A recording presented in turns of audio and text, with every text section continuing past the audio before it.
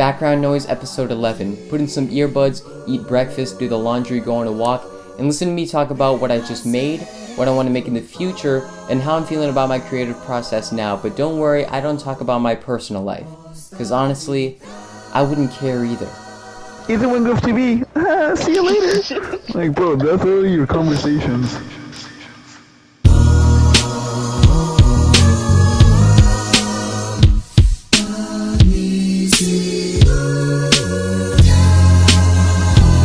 This unironically feels like a new year, new me. And I'm not in denial, I know everybody does that at the start of the year, but just in the context of, in the last background noise, I was in the same room with a worse setup. I've become so much more aware of the flaws in my stuff. And I don't mean like, oh, the acting here is bad, the editing here is bad. I've discovered subconscious things that I do that make what I make worse. For the longest time, I always thought I just had a very specific style. And I went with my instincts, and those were the only way to go. I always went with my first idea, just thinking that that was my style. But no. I've discovered so many things that are just self-limiting. And after I talked about them in the last background noise, I said that with only being 16 and me bashing my old stuff this badly and discovering ways to do new things, there's only one thing I can do from here, and that's make the best stuff I've ever made. And what I've done since then is make the best stuff I've ever made. Not often, because this is my 4th video of the entire year, but I uploaded 2 short films in the span of 3 months. To me, at least, because I don't have a big crew, I have no budget. That's not bad, man. You've heard it a billion times from me. But I've just found way too many good analogies not to keep saying it. It's too fun. I want to make as much quality timeless stuff before my life takes on so many responsibilities that I can only see this as a hobby. I made a promise to myself in 2019 that I was going to be very picky with the stuff I made. I knew that just like these drawings I made in grade 8, you make them once, you put them out into the world, and then they're there forever. And you get to use them for a background of a video, which is a lot better than a gray wall, which I thought was okay last time. It'll be a good while before I get monetized. I don't want to talk about numbers or anything because that immediately dates the video, but what that gives me is a freedom of where the only goal that I have of making videos is improving over what I made last.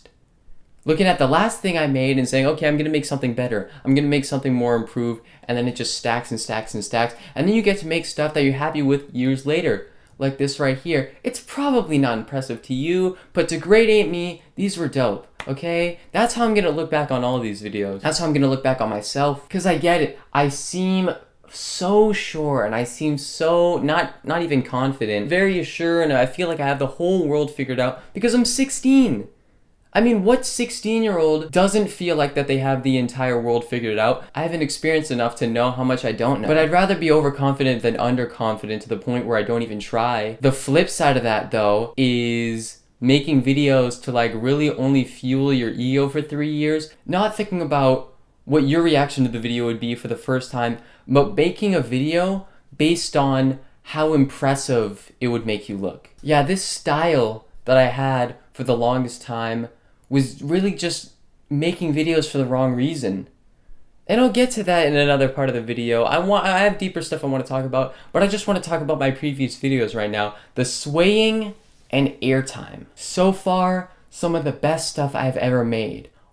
Now that I'm thinking about it, it's probably because it was just like a one-man show. Can't really film with other people right now, so maybe it leaves less room for error. I talked about this in a video in December. I kind of really only trust my own ideas in a group setting, which is not good. That type of ego not only stops you from listening to other people's ideas, it stops you from learning new things. When you think that you have everything figured out, you have too much pride to like watch a tutorial on how to write better, how to direct better, how to become a better filmmaker, because it makes you feel like, oh no, I should be confident enough in my own ability to learn, it stops you from being a student of the game. So with these 2 last ones, my sole goal was just telling a story that I know I would have liked to see. That's what I've been saying is my reason for making videos for the longest time, but it was really just to impress people. Let's talk about the swaying.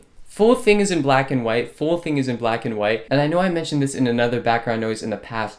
I wanted to make something that was Twilight Zone-esque with cinemascope aspect ratio, some old like film grain, film distortion stuff, full black and white. Never made it until I made The Swaying. The main inspirations for it were The Shining, a film called Elephant, which is about mass shootings, a song called Horse Steppin', and the radio from P.T. Silent Hill. Every time I make a short film, it's not because I have a specific idea for a character. Imagine if I made a character like this with this mindset. I just want to create a vibe that my favorite movies and TV shows made for me. And if you haven't seen it, it's such an easy watch. It's 10 minutes, especially if you have low expectations for me. That's kind of how I build my videos. Like, I'm as aware as you that children are historically terrible at making everything. Anything creative, teenagers will look back on what they made in a year and cringe so hard that their skin will crawl. I'm aware of that. So every single compliment I've heard about any of my videos is, oh, it was actually pretty good. Like, I actually liked it. Someone straight up told me, no, I thought it was going to be hot garbage. And that's great, because that means you're very easy to impress. The bar's down here and I can just soar over it. But if people have such low expectations for my content based on my age, it might discourage them from watching it. Maybe I need to grow facial hair. I get it. I look like a 12-year-old, but I'm 6'1". Until you meet me in person, I look like I should be planning the grade 8 graduation. Maybe that's also because I haven't changed in 3 years. My style hasn't changed, like clothing style. Personality hasn't really changed. Way I do my hair and everything hasn't changed. And maybe either it's because I'm afraid of change, afraid of growing up, or it's just because I concentrated more on making videos. I already talked about this in the last background noise. Am I wasting my youth on making videos? We'll see once my youth is over. Yeah, let's get back to The Swaying. That short film is the most accurately I've ever portrayed one of my ideas on screen to that date. Because obviously, if everybody could make their concept, the ideas in their brain, one-to-one perfectly, everybody on the planet would be the greatest creator and the greatest artist of all time. There's no bad ideas, only bad executions. Something I probably should have realized a little earlier than this year, that mastery comes from execution and not just ideas. Once I fully fleshed out an idea, I just became satisfied like I made the thing in real life. I spent so much time in my castle sharpening my sword and then not going out and doing battle, while at least other people were going out and doing battle with a blunt sword. Execution over idea. Every single time I made a short film, I always thought, do I like what I'm seeing on the screen right now? Is this entertaining for me to watch? And not even me, the viewer, seeing it for the first time. Because for some reason, I always thought that the audience was like a psychic genius that read the script before me. If you read all my video scripts and then watched them, the video would be so much better, because sometimes I just don't make things as clear as I want them to. Everything that I put in my short films that I think is obvious is really subconscious to the audience. And that's not me calling you an idiot. If I watched it for the first time, I don't think I would get it either. For 3 years, I just made stuff that was only better the second time. Not good. Like, no one pays attention to the music. No one pays attention to the music that much the first time. I would put in music choices like, yeah. And when they notice this part of the song, and then they'll go to the description and see the name of the song, and that correlates. No, it doesn't. Second time around, my stuff was way better until this. No, not even until The Swaying. The Swaying, I want it to be vague. If you haven't seen it, I'm about to spoil it right now. Go watch it in the description. At the end, my character kills a family member with a gun that he ordered before the beginning of the short film, and he finally finds the true inner peace and happiness he's been trying to find the entire short film, through murder. It is not that clear in the short film, man. People had numerous different interpretations of the ending. And that's not worse. That's just different than what I wanted to make. I just wanted it to be clear. When I listened to that song, Horse Steppin', I always had the bittersweet feeling and the vision of my mind of someone laying down as the camera slowly pans up. Maybe someone dying, maybe someone getting shot, which is what people thought the short film was about. Maybe that is what I made. Maybe the same way that the creators of King Kong made an allegory for the slave trade, they didn't intend to make that, but that's what they made, according to Quentin Tarantino. Maybe the story of the swing is man versus himself more than man versus his environment. Another thing that I want to clear up real quick before I move on. The character in the swing is talking to somebody throughout the entire short film. Sometimes he's looking at the camera, sometimes he's not. He's always talking to the same place in the same corner. You don't know who he is until the end where he says, you know what I'm talking about? You look in the corner and you just see a shadowy face. His face. And that's not supposed to be a real person. He's talking to nobody. He's talking to an abstract idea, a demon, something that's influencing him to do these things along with the radio. The question is, did he snap at the end or was he always crazy? It's like the movie Elephant. It just shows you things. It doesn't tell you what the characters are feeling except when the character talks about himself in the short film, but it's up to your interpretation. Also like The Irishman, doesn't really tell you anything. That's just up for you to interpret. Was he always crazy at the beginning? He's been listening to the radio since the beginning, or was it something at the end that just changed? It's not up to me. After I made The Swing, I never stopped working. Airtime is something that I started literally 10 days later. In March, I started writing that, and I put out a rough edit of Airtime in April. Here's why I made it. I just wanted to make a really good pilot episode, okay? Not a series. I wanted to see how well I could make a pilot. I put pilot in the title, I put pilot in the episode, but only to make it feel more like a pilot episode, which apparently it worked as. People want me to continue it, and if I can, that'll be great. I'm just not going to force myself to because I made it in episode 1 and now I feel obligated to. Obviously, it's my channel, but if I do get to continue it, I promise you I'll try to make it the best thing I've ever made. Again, that is the most I've ever concentrated on character and structure. Because another thing that I realized, which I thought of after I made the last background noise, was maybe I don't concentrate on character and structure enough. So when people criticize the characters and structure in my short films, I'm not as vulnerable to it. Maybe I'm afraid of the mentality where you consider your art your baby, so when it gets criticized, you feel like a sad parent. Maybe I was afraid of putting effort into those elements because I couldn't take the criticisms of them. I said, screw that. I said, I'm going to concentrate on character and I'm going to concentrate on structure more than anything I've ever made. I'm too young to be afraid to fail like this. It won't matter. It won't matter if I fail. Obviously, if you're a nihilist and you're really cool and unique, nothing matters. That's why the only thing that really matters is creating stuff that'll still be here when you don't matter. I mean, you already don't. Neither do I. It's cool. I made what's called a series Bible. It's a 2-page document. I summarize the entire pilot like it's a pitch meeting. I summarize how the entire series is going to go, and I go through each character. There's only 3 in the short film, and I talk about their character. I gave them full names and everything, and I've never done that. I've never had a character arc. I've never thought too deep about character objectives or super objectives, but I did it.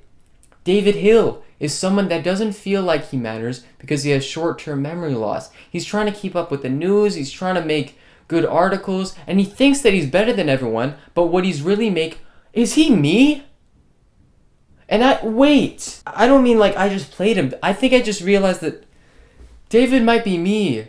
Thinks that his stuff is better than everyone else's. He thinks that he's better than everyone else, but what he really makes is mediocre.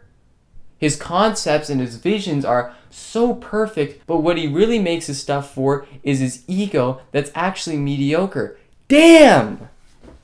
That's not me anymore though, don't worry about it. I know that I've been making videos for the wrong reasons for 3 years. Airtime is one of the most egoless videos I've ever made. I legitimately just wanted to make a really good pilot episode with good structure, a teaser at the beginning that's inspired by great pilots. No ulterior motive to make me feel better about myself. I watched the pilot of Breaking Bad, and what I stole from that is the beginning is super crazy. I had that image stuck in my head of the first thing you see is me running down the hallway in slow motion, and you're like, what the hell is going on? It says pilot. And then I wake up the next day and I just have an ordinary, boring life, and your question is, how the hell did we get there? Just like the Breaking Bad pilot. And there's no camera movement. The camera is I'm a one-man crew, so obviously the camera is we'll say it's an artistic choice. In what I considered one of the best videos I've ever made at the time, Why You Have the Wrong Mentality, that was the first time I've ever completely rewritten something. And I thought that was some big special thing. Man, for AIRTIME, I reshot the entire thing and I re-edited the entire thing. The thing that I made in April is a piece of crap compared to the one I made now. It's only 18 minutes. I made it unlisted. I went back and I added new camera angles. I actually did color correction. Because I never used to do color correction, I had this stigma of digital editing on photos and videos because I would always be like, that wasn't captured in camera. How are people going to compliment you on the colors and textures that you edited in and didn't capture on camera? But man, relying on capturing really good stuff on camera means that it'll be a rarity. The OG version of AIRTIME is almost colorless compared to the new version. It's like the Snyder Cut. Despite what you may or may not think while looking at my upload schedule, more like dates, I'm not lazy. I'm just picky. I don't even think that's a good virtue. It's not like I'm at the height of my career where anything I put out matters. I should be more willing to fail. And that's what I did with AIRTIME. I said, okay, I'm going to do character, I'm going to do structure. If I fail, it won't matter. And it's one of the best things I've ever made so far. But it's not my peak. You don't know this. You're about to. Between every single public video I make 3 to 7 private videos. Unlisted videos. 1, 2, 3, 4, 5, 6, 7 videos were made in between the last background noise and the swaying, and 1, 2, 3, 4, 5, 6, 7, 8 videos were made between that and AIRTIME. I'm not lazy, I'm just picky. And that's good though. It's just practice, you know? If I'm an athlete, which I'm not, but you only see me in the games, majority of the time, I'm at practice. But don't worry, I've never intended a video to be public and then was so disappointed by it that I put it into unlisted or private. That's never happened. Every single thing that I've made public, I was absolutely sure and confident that I wanted to put it out before I made it. I don't even think that's a good virtue though. Maybe being too picky doesn't allow you the room to fail. I'm too young to be afraid to fail. How many awesome videos do you think I could have made if I was just more willing to make a bunch of random videos and make them all public? There would be some gems in there, but there would be a lot of filler. And you already know, I don't make filler. Not public. The worst thing that I realized, and it was after making AIRTIME too, besides the whole only making content in my comfort zone thing, was I concentrated so much for so many years on making stuff that would make me fulfilled about my high school experience when I'm older, rather than having an amazing social experience which I wouldn't even remember. And because I didn't really care about having the best high school social experience, making videos and putting myself out there for criticism, that was my only way of being vulnerable and genuine. Not really willing to do that enough in real life, because I just don't care enough to put myself out there to get validation from other people like that. So what I did subconsciously was my way of being vulnerable and trying to get validation from people was just making videos. I just lived vicariously through them, and when I made something, if someone complimented it, it felt like they were complimenting me as a person, because I didn't do any of that in real life. So my main motivator was the payoff of putting out videos to impress people with how much I didn't care about impressing them. Didn't care. I just took so much pride in making stuff only for myself that that's the image that I really wanted to portray badly to other people. And after I made the swaying, I worked just nonstop for a month and a half, 2 months, and when I put out AIRTIME, I felt nothing. Every time I make a video, there's always this like honeymoon period the next day where I feel really good about it and I feel really proud. And with AIRTIME, the one video that I really just concentrated on making a good story, I felt the least fulfilled about, and it's the best thing I've ever made. I'm sure you can imagine how that confused me. It's one of the best things I've ever made. Nothing that I've made in like past 2 years could top it. And I just didn't feel anything. Who knows how my motivation for making videos will change. I'm sure I'll talk about it to you in the next background noise. Rest assured, it will never be to sell out. No matter how selfish or in denial that motivation is, it will, at the end of the day, be through making the best stuff I can.